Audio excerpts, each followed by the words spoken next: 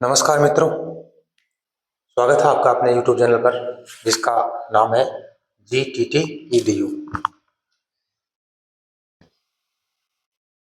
एक बार फिर आपको बता देते हैं, गोविंद एजुकेशन ग्रुप साउ का ये चैनल है। इस चैनल के माध्यम से हम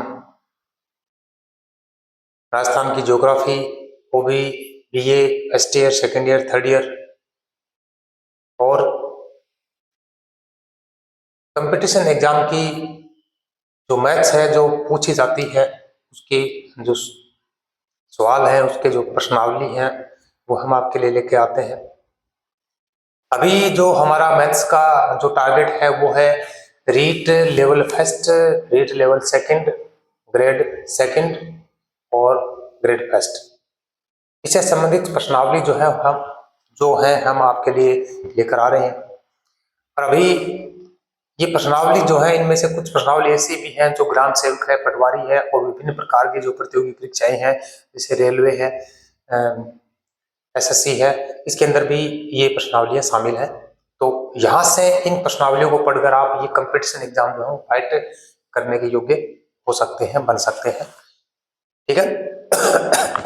अब देखिए, अपनी जो प्रश्नावली चल रही है वो प्रश्नावली चल रही है लाभ हानि की, प्रॉफिट एंड लॉस की। प्रॉफिट एंड लॉस में हम 5 अभ्यास जो है, या कह सकते हो 5 वीडियो जो है आपके साथ लेकर आए हैं। एक दो शायद इस वीडियो के अलावा एक वीडियो और इसका हम आपके लिए लेकर आएंगे, तो लगभग 6-7 वीडियो हो जाएंगे। 7 वीडियो में यदि हम देखा जाए तो भी आपको कम से कम 25 तरह के सवाल जो है हमने इसके अंदर करवा दिए हैं।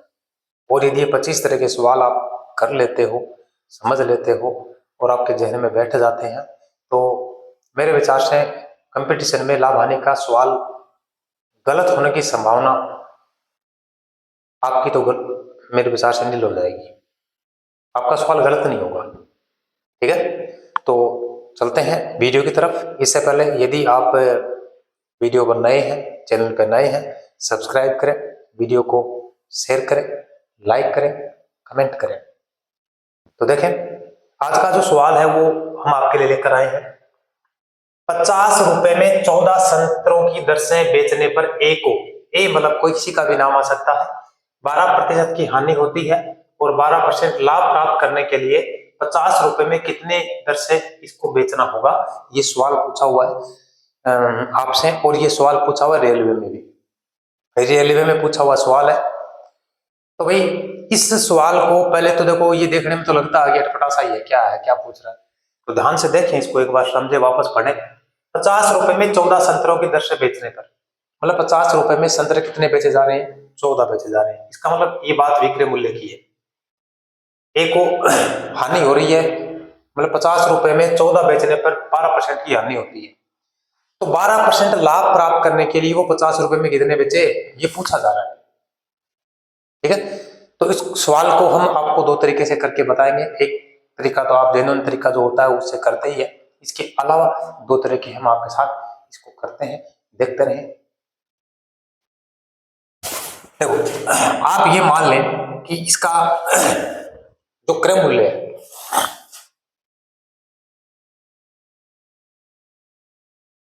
वो आप 100 मान लें, तो 100 में एक में हानि हो रही है तो 88 हो जाएगा, और एक में लाभ हो रहा है तो कितना हो जाएगा, 112 हो जाएगा।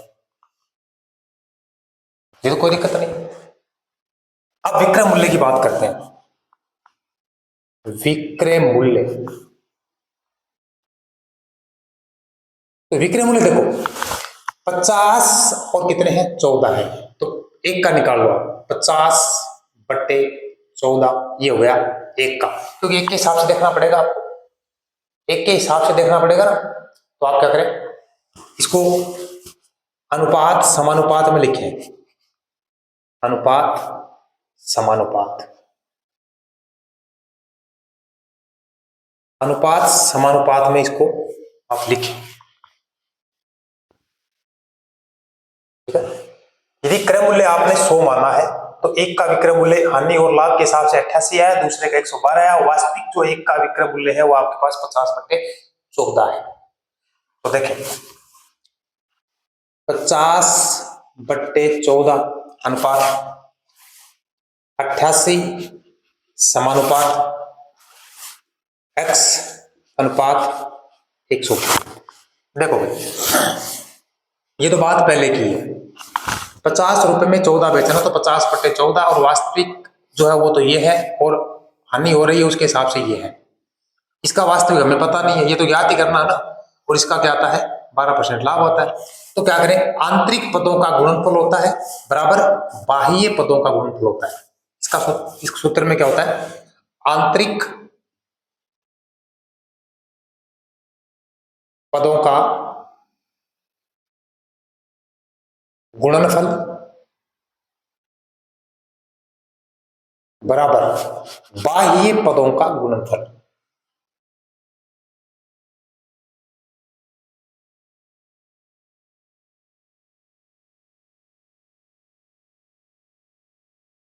ये लगा दो बस। अब देखो इसको आपस में गुणा करते हैं, इनको आपस में गुणा करते हैं, तो हो गया 88 गुणा x मतलब 88x बराबर हो गया 50/14 गुणा 112। 14 का भाग दो भी 8 बार जा रहा है। अब मान ज्ञात करना x का, तो x बराबर हो गया 50 गुणा 8 बट्टा ये नीचे जाएगा ना 88, तो हो गया 8 मतलब 50/11। भाई ये आ गया यहां से, ये दर आ गई इसकी मतलब 50 के 11, 50 के कितने 11। तो उत्तर कितना क्या पूछ रहा आपको कि 50 रुपए कितने बेचे जाए, तो 50 रुपए कितने कैसे बेचे जाए भाई 11। तो ऑप्शन दे रखे थे आपके पास, ए में 10 है, बी में 11 है, सी में 12 है, डी में 13 है। कमेंट में बताओ कौन सा इसका आंसर सही है। ठीक है, चलो दूसरा ऑप्शन इधर कर देता हूं मैं इसका। आप देख लेना, इसी सवाल का ऑप्शन इधर कर रहे हैं। आपको क्या याद करना है, विक्रय मूल्य। विक्रय मूल्य याद करना है इसमें, तो विक्रय मूल्य बराबर सूत्र लगा दो, सूत्र बना देते हैं आपके लिए 100 ± a बट्टा 100 ± b गुणा मात्रा। ये सूत्र है इसका। ठीक है, ये है पहली कंडीशन का, ये है दूसरी कंडीशन का। प्लस का मतलब है लाभ, माइनस का मतलब है हानि। प्लस होता है लाभ और माइनस का मतलब क्या है यहाँ पर हानि है, लाभ और हानि। देखो पहले में 12% हानि है, दूसरे में 12% लाभ है।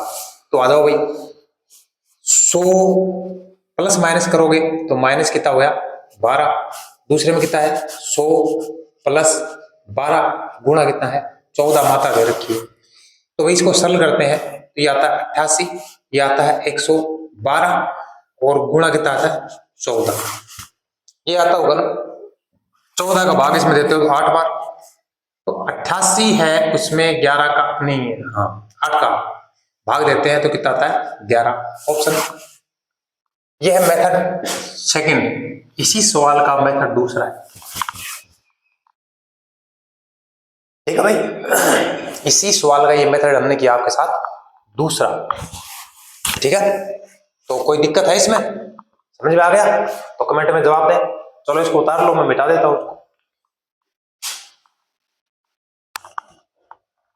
क्या दो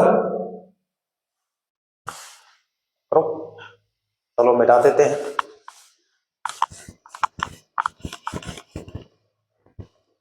अब सवाल करते हैं दूसरा।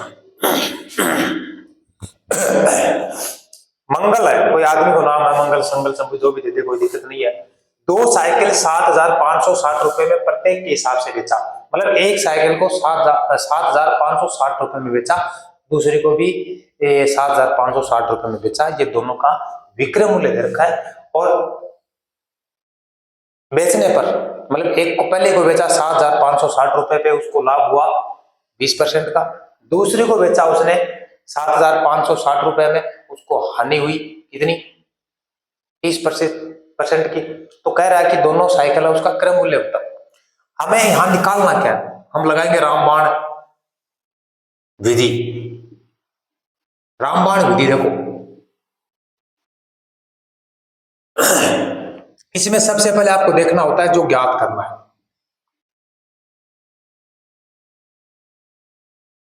बराबर क्रय मूल्य। क्या ज्ञात करना है? क्रय मूल्य ज्ञात करना है, ठीक है। और जो ज्ञात करना होता है उसको लिखा जाता है ऊपर, और जो दिया हुआ होता है उसको नीचे लिखा होता है, नीचे लिखना। तो प्रथम यानी पहली साइकिल का क्रय मूल्य,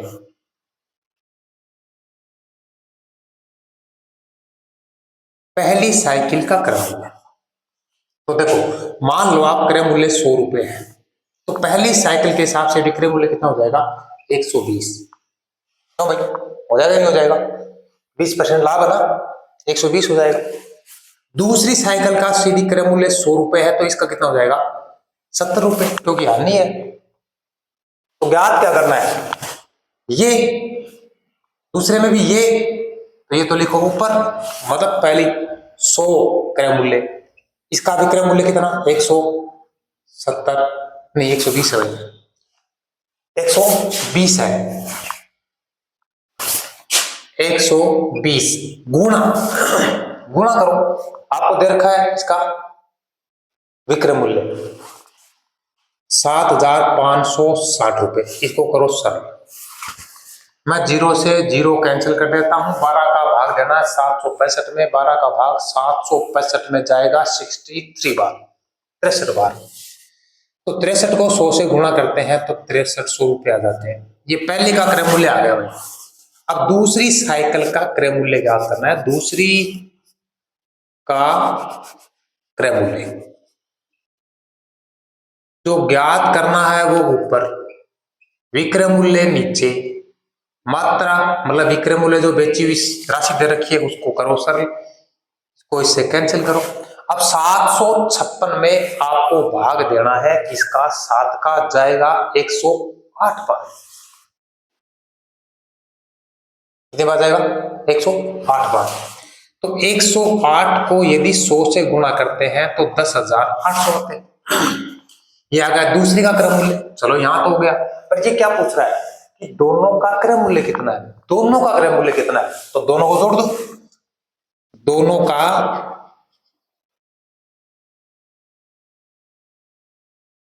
क्रय मूल्य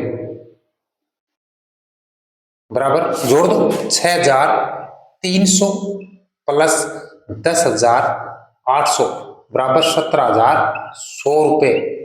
ये है दोनों का क्रय मूल्य, ये ही आंसर है, ऑप्शन ये कोई ये इधर है।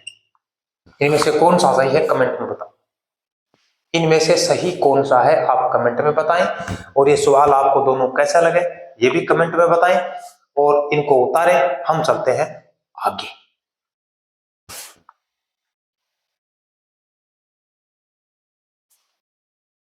आगे चलते हैं भाई, सवाल नंबर 3 है। एक व्यक्ति ने कोई सामान 6,000 रुपए में खरीदा।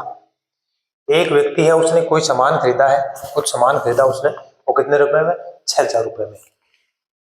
और इसमें से आधे को 10% लाभ पर बेचा, मतलब 3,000 रुपए का जो सामान बेचा वो 10% लाभ पर बेचा, और शेष को कितने में बेचे, कितने प्रतिशत में बेचे कि उसको लाभ हो कितने? 25%। शेष को कितने पर बेचे कि उसको 25% क्या हो? लाभ। ठीक है, अभी सवाल को हल करते हैं। देखो अब सबसे पहले ये निकालो कि टोटल जो लाभ पूछा वो कितना है। तो संपूर्ण सौदे का लाभ, संपूर्ण सौदे का लाभ कितना होगा?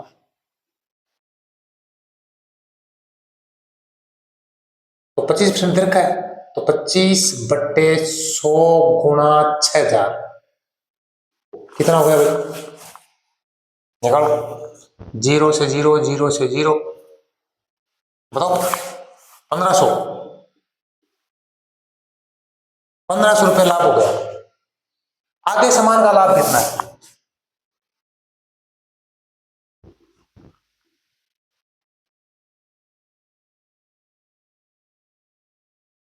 बराबर 10 देर का 10% बटे 100 गुणा 3,000। आधे का निकालना भाई, 6,000 से गुणा नहीं करना है, पूरे में 6,000 है, आधे में कितने हैं? 3000 हो जाएंगे। तो कैंसिल करो, 0 0 0 0, ये हो गए 300 रुपए।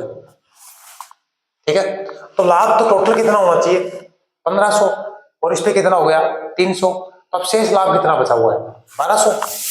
तो शेष लाभ बराबर 1500 माइनस 300 बराबर हो गया 1200 रुपए। इसका मतलब हो गया कि आधा जो सामान बचा हुआ है उस पर लाभ कितना होना चाहिए 1200 रुपए। तो शेष बचे हुए सामान पर लाभ बराबर कितना होना चाहिए 1200 रुपए। अब शेष का मतलब आधा बचा हुआ है, तो आधे का निकालना है परसेंटेज। तो 1200 दे रखा आपको लाभ ज्ञात करना है, तो लाभ ज्ञात करना है प्रतिशत में। लाभ प्रतिशत बराबर, तो सूत्र क्या होता है भाई, लाभ बटा क्रय मूल्य गुणा 100।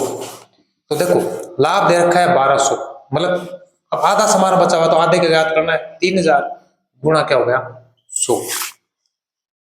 3000 गुणा 100, 0 से 0 2 काटो, 30 का भाग दो इसमें, तो आप पहले तो 0 काट दो, अब 3 का भाग देना है, 4 से 12 याद है, तो 4 0 यानी कितना लाभ हो गया 40%। तो लाभ बराबर कितना हो गया 40%। ये पूछा जाए कितने परसेंट में उसको बेचा जाए, तो शेष सामान को 40% लाभ पर यदि बेचा जाएगा तो लाभ संपूर्ण सौदे पर 25% प्राप्त हो जाएगा। तो इसका ऑप्शन है ए है, बी है, सी और डी।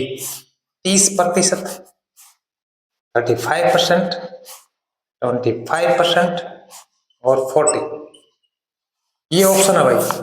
इस ऑप्शन में से आपको उत्तर बताना है। समझ आया सवाल? ठीक है, इसको करें। यदि समझ में नहीं आया तो एक तरीका आपके लिए और इस सवाल का लेकर आएंगे, कमेंट में बताना, चाहिए तो बता देंगे। अगला सवाल देखो, श्याम ने एक ट्रांजिस्टर 10% हानि पर बेचा, 10% हानि पर बेचा, इसे 20% कम में खरीदता है और 70 रुपए अधिक में बेचता है, तो उसे 30% का लाभ होता है। मतलब 20% कम में खरीदा है और 70 रुपया ज्यादा में बेचा है, तो 30% क्या हुआ है लाभ हुआ है। तो क्या पूछा है ट्रांजिस्टर का क्रय मूल्य पूछा है। इस सवाल ने समझ लियो, फिर चालू करा। देखो सॉल्यूशन चालू करा, देखो सॉल्यूशन क्या है। माना ट्रांजिस्टर जो है उसका क्रय मूल्य कितना है, बराबर x रुपए। ट्रांजिस्टर का क्रय मूल्य कितना है x रुपए। अब शर्त दे रखी है, शर्त पे चलो। तो पहली शर्त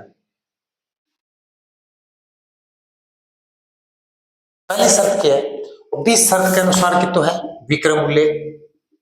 पहली शर्त के अनुसार विक्रय मूल्य कितना है, ये निकला क्रय मूल्य। तो भाई 10% हानि दे रखी है, तो 90x बट्टा कितना हुआ 100, और इन्हीं अब्लिक्स का 9x बट्टा 10। ये पहली शर्त, कोई दिक्कत नहीं कोई का। चलो दूसरी शर्त क्या रखिए। दूसरी शर्त के अनुसार क्या है विक्रय मूल्य कितना हो। दूसरी शर्त बताओ, 20% कम, तो 20% कम के अनुसार देखो, 20% कम के अनुसार तो 80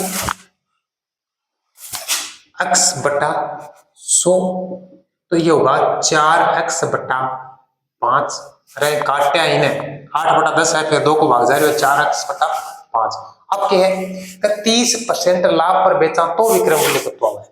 इन्हें यदि 30% लाभ पर बेचा तो विक्रय मूल्य कितना है, तो 30% लाभ पर बेचने पर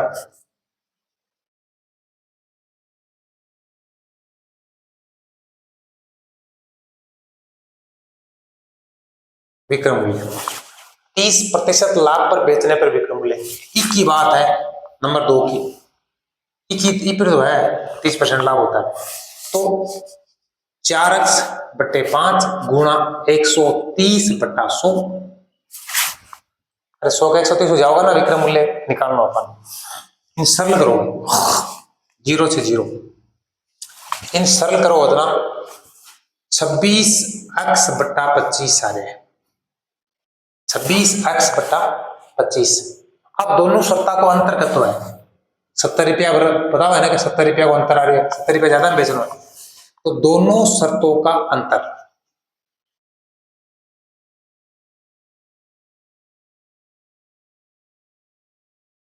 डिफरेंस 70 को है, सवाल में दे रहा है 70 को, पर अन्य सरल कराना x का मान के सामने मान निकल जाओ तो 26x बटे 25 माइनस 26x बटा 25 माइनस 9x बटा 10। अरे बाद वाली शर्त, तुम पहली शर्त को अंतर है कि पहली और बाद के बीच में 70 को अंतर आ रहे है, तो कतो बराबर आ गया 70 है तो 10 है। इनका लघुत्तम ले 100, 25 चौका 100, 25 चौका 100, 4 बार 4 में 26 गुना करो 104x माइनस 10 को भाग दो इसमें तो 90 आओगे, 90x बराबर कितना हुआ 70। आगे सरल कर दो 100 ना आगे ले जाओ भाई, क्या होगा 104x माइनस 90x बराबर 7002 और लगा दो 7000। अब हम अंतर निकल सकते हैं, हम अंतर का तो है 14, तो 14x बराबर 7000 और x को मान ज्ञात करा तो 14 ले जाना पड़े आगे, तो 7000 बट्टा 14, 14 पंजो 70 मतलब 500 रुपए। तो जो चीज पूछी जा रही है ना, या x के माने हो क्रय मूल्य और के याद करना है क्रय मूल्य, तो आयो कि x को मान आयो ना कि x बराबर क्या है 500 रुपए, यानी x क्या है क्रय मूल्य, तो क्रय मूल्य बराबर कितना आ गया 500 रुपए आ गए। ये हो गया इसका ऑप्शन। ऑप्शन दे दिया था ना, ए है, बी है, सी है, डी है, 600, 300, 500, 550 रुपया सरला। ठीक है, बताओ इस सवाल को भी हम एक तरीके से और कर सकते हैं, यदि आपको चाहिए कमेंट में बताना। और ये सवाल जो है आपके लिए हम 4 लाए, 4 सवाल जो है 4 अलग तरीके के हैं। ठीक है, इनको समझें, शांति से पढ़ें, बड़े उपयोगी साबित होंगे। ठीक है ना। और यदि आपको इन दोनों सवालों के एक एक तरीका और भी चाहिए तो कमेंट में बताना। अगले वीडियो में हम पहले ये दोनों सवाल आपके लिए करेंगे, उसके बाद आगे वाले सवाल करेंगे। ठीक है ना। तो वीडियो को लाइक करें, शेयर करें, कमेंट करें, उत्तर जरूर बताओ चारों का कि कितने कितने उत्तर आए, चारों को उत्तर बताओ। और भाई लोगों सर्दी चालू है तो थोड़ा सर्दी को जागते भी रखा करो, है ना। ठीक है ना। तो खुश रहो, मस्त रहो, स्वस्थ रहो। मिला अगले वीडियो में, तब तक नमस्कार।